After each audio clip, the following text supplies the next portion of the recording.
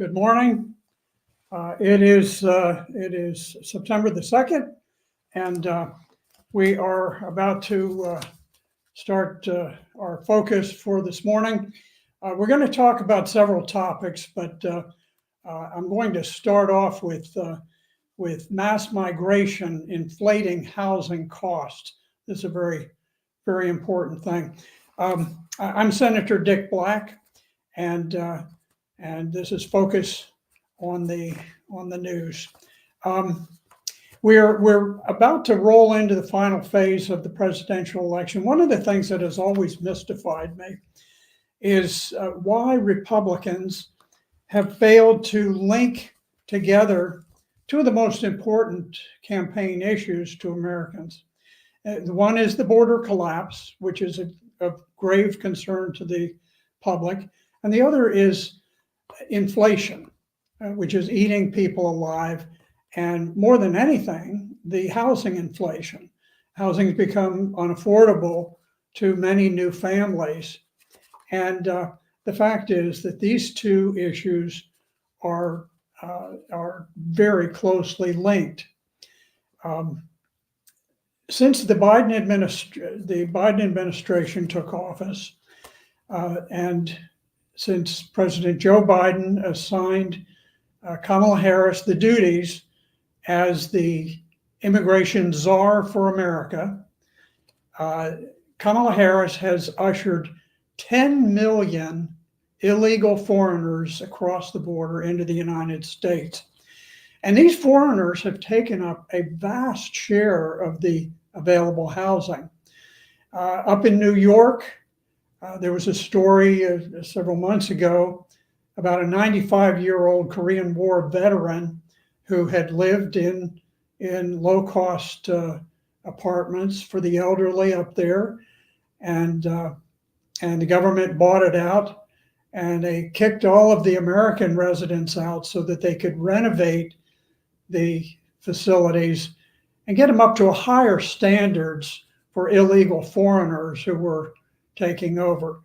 Now, what happens to people who are living in the cheapest housing available is that their prices just go up out of sight. Those people Americans end up living in cardboard boxes, or if they're fortunate enough to own a car, then they can live on the back seat of their car. They can sleep back there. So here you had a 95-year-old Korean War veteran booted out so that foreigners could take over the available housing. Here's the way that it works. We simply cannot build homes as fast as Kamala Harris can import aliens. The economics of home prices are pretty simple. The supply is inelastic and the demand is unlimited. It's pretty simple stuff. As long as the border is open, as long as unlimited numbers of foreigners can pour into the country, there's going to be a vast demand for housing that's going to drive up the prices of existing homes to where they're unaffordable for Americans. The only people who can afford them are illegal aliens, because the money doesn't come out of their pockets. The money comes out of the taxpayers' pockets.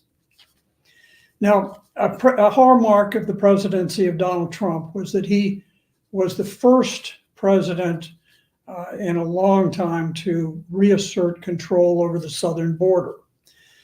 Mike Pence said that the reduction of illegal immigration was something like 90%. Now, that's 90% of what it was when Trump took over. Now, today, I would say illegal immigration may have, I don't know, maybe it's 100 times as much. Never in American history, I mean, going all the way back to the founding of the nation, never have we had massive flows of thousands of immigrants pouring across the border. So when Mike Pence said that Trump reduced immigration by 90%, that was 90% from a relatively low base. Kamala Harris has just simply broken the borders. And not only is she allowing any number of immigrants to come across, but she's also flying them in at a rate, I think, of about 30,000 a month from all foreign nations. They don't even go through the border. They just fly directly from Uganda or from Haiti or wherever into American citizens. Now, we've now got a situation where you have train loads, actual train loads of migrants roaring northward with all of the illegal aliens just shooting birds at the helicopters that are taking pictures. And they're roaring northward to invade the country. Drug cartels are charging about $10,000 a piece for tickets across the Rio Grande. And those who don't have that big cash to pay are being used to move deadly fentanyl to kill Americans across the border. So we've Americans, it's amazing. We've been deluged with just nightly newscasts with scenes of aliens assaulting Border Patrol agents, knocking them to the ground and running over them. And we have any number of scenes of them just surging across the border, using broken holes in the border fence to get through. Now, you don't see that in the news anymore. You notice how that stopped all of a sudden? Hey, I see no evil, because people have a very short memory, and the Democrats know, and the media, which is owned by the Democrats, they know that if you show that stuff, it hurts Kamala Harris, the border czar. They've even stopped calling her the border czar. They said, "Oh, she's not the border czar." Every liberal newscaster in America called her the border czar until the illegal immigration became such a disaster. Now, who suffers the most from this housing issue? It's the low and the middle income families. Now, why is that? Well, if you look at it, let's say somebody like Bill Gates, who, he earns more money than most countries produce in a year. And so the cost of housing, maybe he has a house that costs $50 million, but that's a decimal point for him. That's nothing. It's trivial. But for real live people, most people spend a third of their income on housing. And it's a lot more when you get to be somebody who's fairly poor. Now, what happens with people who have lower income, they spend their money on things that are most impacted by inflation. Food, which has gone through the roof. Gasoline, which has more than doubled. Often it's been triple what it was under Trump. Rents and housing mortgages on new homes.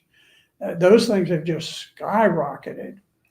And now you can say, oh, well, look at this, the Biden-Harris administration, inflation has tapered off. But I'm going to tell you, if your income has been cut in half, as often has been for lower income people, cut in half, the fact that it's being cut more slowly today doesn't do you much. Now, how have the Democrats reacted to this crisis in housing? Well, out in California, which is always the lead for Democrats, lawmakers approved a $150,000 down payment handout for illegal immigrant homebuyers. I mean, this is something. Now, I guess maybe this one hasn't gone through yet. This was an August 28th New York Post article that was talking about a bill that had been introduced that apparently was under very serious consideration California lawmakers ripped after approving $150,000 down payment handout to illegal immigrant homebuyers. Now, this is done at a time when there are 1 million Californians in deep poverty and 180,000 of them who are homeless. So while we've got Americans who are homeless, we have said, okay, let's forget about those homeless Americans. What are they? They're no good to us. Let's spend our money, our tax money, on foreigners who violate the criminal laws of the United States and burst into the country. So now, what is Kamala Harris proposing? Well, she's got a nifty idea. She says we're going to give $25,000 in federal down payment loans on homes if she's elected. She claims it'll create 3 million new homes, and that's rubbish. Now, here's what happens. When you allow people with no skin in the game to buy new homes, now, in this case, a $25,000 down payment will get you a home that's considerably over $800,000. She wants illegals and people who now cannot afford to buy homes to suddenly be able to buy an $800,000 home. Now, that's the same housing formula that caused the Great Recession in 2007. Back then, we allowed people, now these were not foreigners at that time, these were typically minorities. We allowed minorities who didn't have any savings and didn't have much income, we let them buy high-priced homes, which they then stopped. Many of them never made the first payment. And when they couldn't pay, the Democrats would say, oh, well, look, the banks are just going to foreclose and take the homes back and resell them. Well, if you remember the Great Recession, it takes months and often years to foreclose on a home. And in the meantime, if you have somebody who has no skin in the game, they're going to trash the place. And it's going to cost a fortune to get it renovated, to get back up on the market. So here's what happens. When the government pays the down payment, all you get is more demand. You don't get more supply, you get more demand. Because people who could never buy a home suddenly get houses without paying anything for them. Lots of irresponsible people jump on deals like that. So not only does this increase the demand, but it also raises home prices. It drives them through the roof because new buyers can afford to buy expensive homes because government is footing the bill. Now, this is what Kamala Harris is proposing. She's going to give people who can't afford homes money to purchase them. And she's going to create a crisis in homes that will potentially lead to a new Great Recession or perhaps to a depression.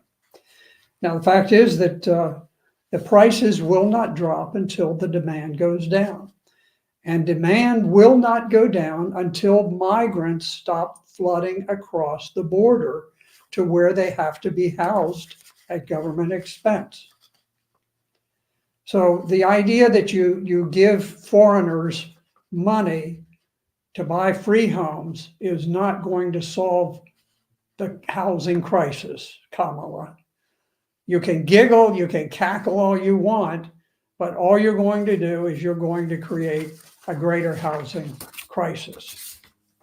Okay, now let me just shift. I want to talk about some news items that I think are of interest to you. This morning, the news has reported that a nationalistic party, the AfD party, has become the first. They call it the first far right party to win German state elections since 1945. Now, I am personally familiar with a number of the people who serve in the AfD. And I will tell you that there's nothing far right about them. Ideologically, they're very much like Trump Republicans. They believe in Germany first, just as we believe in America first. And they are against unlimited immigration. They are against all of these green, crazy policies that are restricting energy. And they're against this stupid war that we're fighting with Ukraine. And while we're using Ukraine to fight against Russia is what we're doing. The CNN reported that, here's what they said.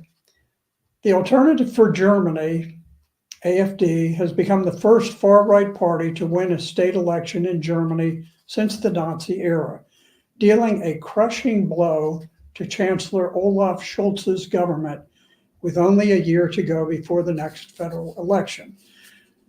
Now, just by background, Germany is in a recession, which for many people is a very deep recession. Germany, under European Union policies, flooded itself with criminal, hostile aliens. And just before the election, there was a Syrian Muslim immigrant who took out a knife and just murdered a bunch of people on the street. There was another knifing that occurred a few days later. It's hard to keep up with all of the immigrant crime in Europe now, which has just gotten to be terrible. So the AfD party won the election in Thuringia, which is one of the German states. There are 16 federal states in Germany. So as you can see, winning one of 16 is a pretty big deal. The AfD party came in a close second in Saxony. And I think there is another election coming up in late September, maybe 22nd, that will where we'll see how the elections go in a third of these 16 states. Now, Chancellor Scholz of Germany described the results as bitter, and he's called on Europe to employ the principle of cordon sanitaire. I'm trying to pronounce the French. Anyway, basically a sanitary cordon to exclude the AfD from participating in any governing coalition. Realize that in European countries, unlike the United States,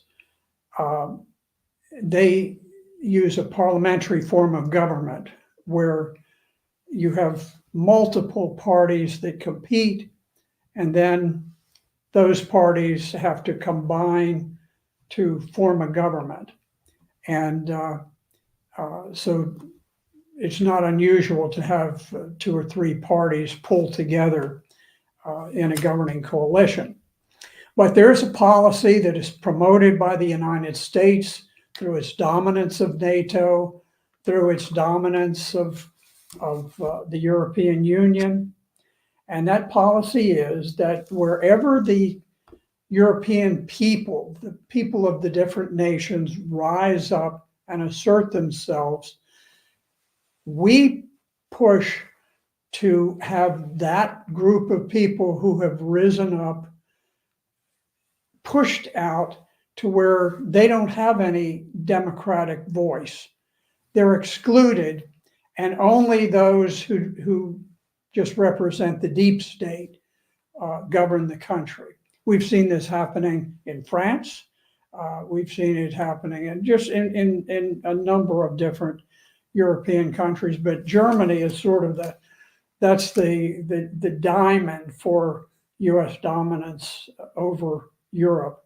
And so this is driven out of Washington. It's driven out of our alliance with London.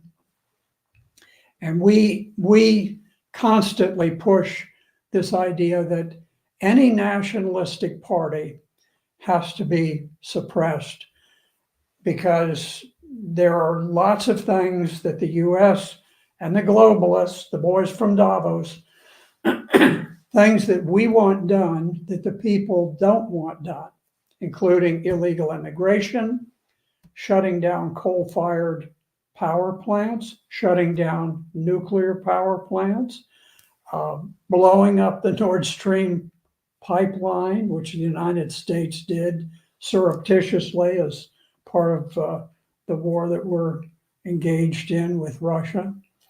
And so we'll see what happens. But in any event, there's no question that the people of Europe are rising up.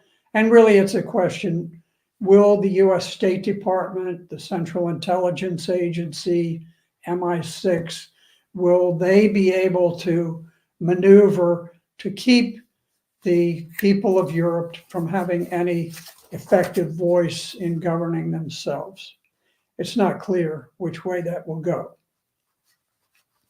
Okay, got another topic here I want to go into. There was a very interesting article by Vox, which is a news service.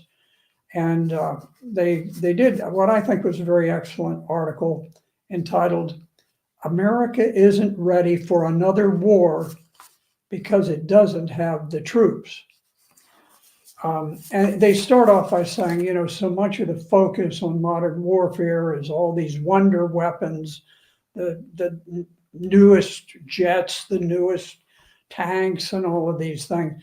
But they say, as you can see in Ukraine, those things are not real game changers. And ultimately, when you have great nations against great nations, it comes down to who can generate the manpower. At least that's a major part of it. And they point out, they say a war with Russia, China, Iran, or North Korea could be an entirely different proposition than all of the wars that we've been fighting with the war, so-called war on terror, where we attack the Iraqis, we attack the Afghans, we attack the Libyans, we attack the Syrians, we attack, you know, just multiple countries, and and we don't have many casualties because we're able to use our wonder weapons against countries, you know, where the people have little to fight with.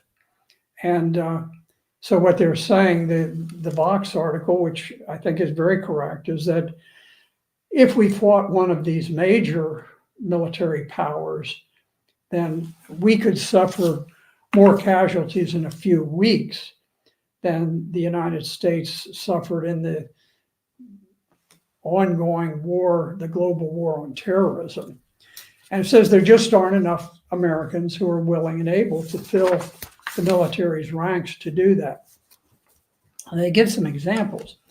The Army, this is just last year, the Army missed its recruiting goals by 20%. Now, just so that you'll understand, a military recruiting goal is not just some sort of a dreamy idea. Wouldn't it be cool if we could do this? It is a very precise, measured number of individuals who are required to fill out the structure of the military.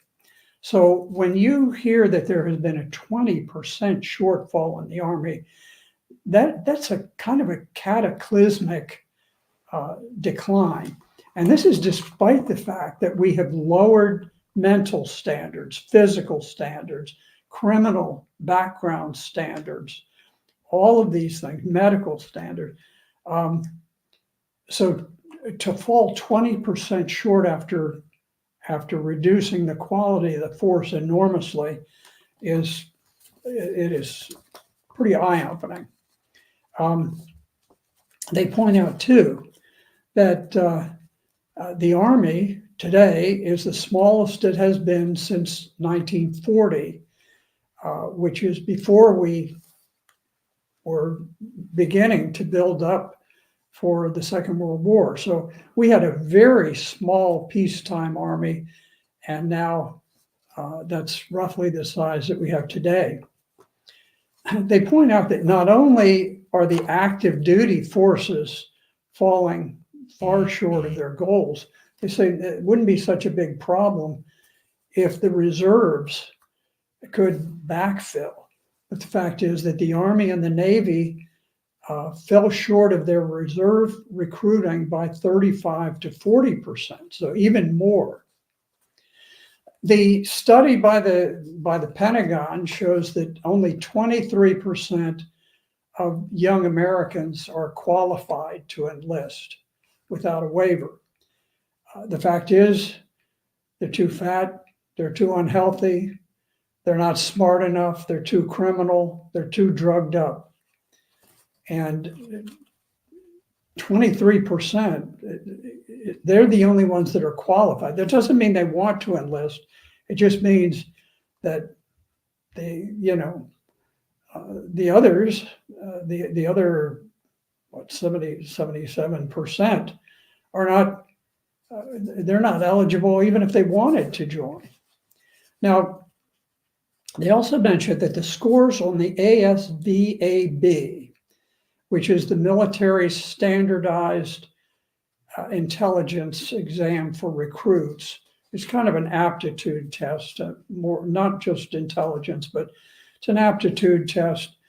And the scores have plummeted during since the years of the pandemic. And why is that? I'll tell you two really good reasons. Well, I'll give you a third good reason. The third good reason is that we have all of these people pouring across the borders from third world countries where, frankly, the IQ is not as high as what it has been in America. And many of them have no education at all. Now, here's something as it applies to sort of your Native Americans. It used to be that children graduated from school with 12-year education. And since the unions were allowed to shut down the schools during the COVID pandemic, now you have young people who graduate with 10 and a half years of school. And so obviously they're not going to have the same educational level as earlier generations did. The other thing that I think is very important is that public schools have undergone a fundamental shift from teaching academics, reading, writing, arithmetic, to where now they have a focus on teaching racial theories about whites and Asians being oppressors and minorities being oppressed. And they teach sex deviance. In most libraries across the nation, in public schools, they stock homosexual pornography. And so there's a total shift in focus from an orderly teaching of academics to a very disorderly teaching of race hatred and sexual perversion. Now, the Pentagon finds that fewer than 10% of young Americans of recruiting age would seriously consider signing up for the military. So remember, we only have 23% who can sign up one way or the other, and only 10% want to or have any thought that they'd consider signing up. The background on that is that most recruits come from military families. 80% of Army enlistees had a veteran in their family. Now, that was the source. I give myself as an example. I fought in Vietnam. I fought with the U.S. Marine Corps. I was a volunteer when I joined. I joined as a private, and Within a little over a year, I was a pilot. I was commissioned second lieutenant. I volunteered to fight in Vietnam, flew 269 combat missions, came back with the plane shot up on 4 of those missions. Then I volunteered to be a forward air controller and to serve with the infantry with the 1st Marine Division, which was in heavy combat. I made 70 combat patrols. Only one of those did not involve a firefight. And in my last combat patrol, I was wounded and both of my radio men were killed beside me. So I would be sort of the ideal person to say, hey, what a great career. I ended up having a 32-year career. I was a Marine pilot and engineer. I did all kinds of things, and then went back to school. And then I came back in as an Army JAG officer and served for a number of years and finally retired out of the Pentagon as chief of the Criminal Law Division. So I would be sort of the ideal person, but I don't suggest a military career to any of my 16 grandchildren or to anyone else for that matter. Why is that? Well, part of it is what are we fighting for? When we started this big push to change the government, first we changed the government in Ukraine, and then we built up a huge Ukrainian army to attack Russia, and we've been trying to bolster the Ukrainian effort since then. At the very outset of the campaign, the head of MI6, British MI6 intelligence agency, said, he suggested the reason we're fighting is to promote Western values, especially LGBT. In other words, am I going to tell a young person you should go and you should be prepared to lay down your life to advance homosexual sodomy, which is in drastic conflict with our Christian faith? I don't think so. That's not going to happen. Now, also, it didn't help that when Secretary Lloyd Austin, a rather undistinguished Black general, was appointed as Secretary of Defense, he shut down the Department of Defense for, I don't know what it was, a week or 2 weeks, so that they could root out white extremism, and they could boot out all of these white people who belong to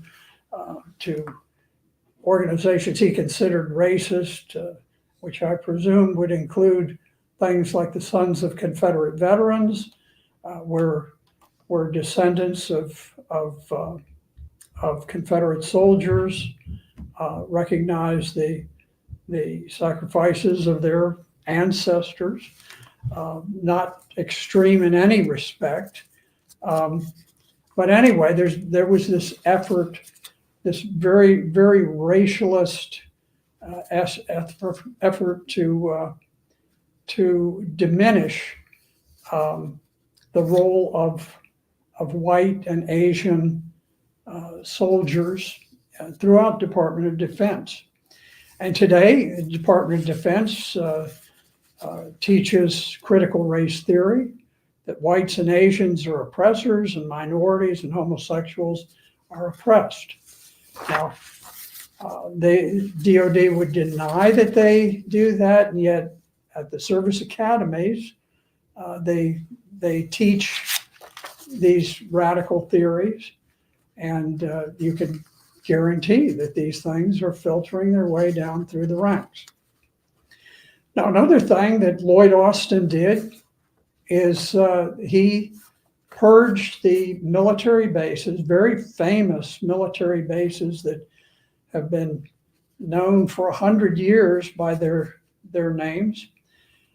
He purged them of all of the names of white Southerners, and this erased much of America's military history.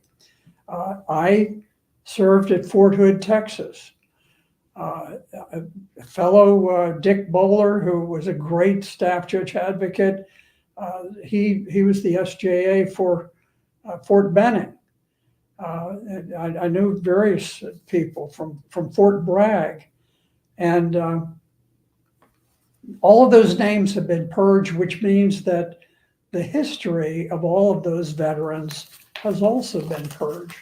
If you don't think that has a big impact, sometimes I'll make a remark to one of my children about, well, back when Mom and I were at Fort Hood, and then I realized they're never going to hear that name again because it's been purged for racist reasons.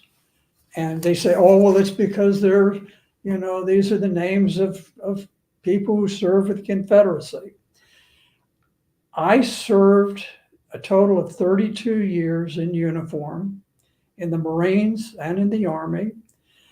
I served with people from all of these, every base that's been renamed. And I served on Fort Hood myself. And when I retired from the Pentagon, I had no inkling that any of these were named after Confederates. It just wasn't of interest to me. The name of Fort Bragg, for example, was the name of a place where generations of Americans had prepared to go off and to fight wars, fight the First World War, Second World War, and Fort Benning, Fort Hood, and all of that military history has been erased. You're not going to get the veterans to start talking up, hey, you could serve just like I did at Fort Bragg. Oh, you never heard of Fort Bragg? Oh, everybody knew Fort Bragg until racism took over in the Pentagon.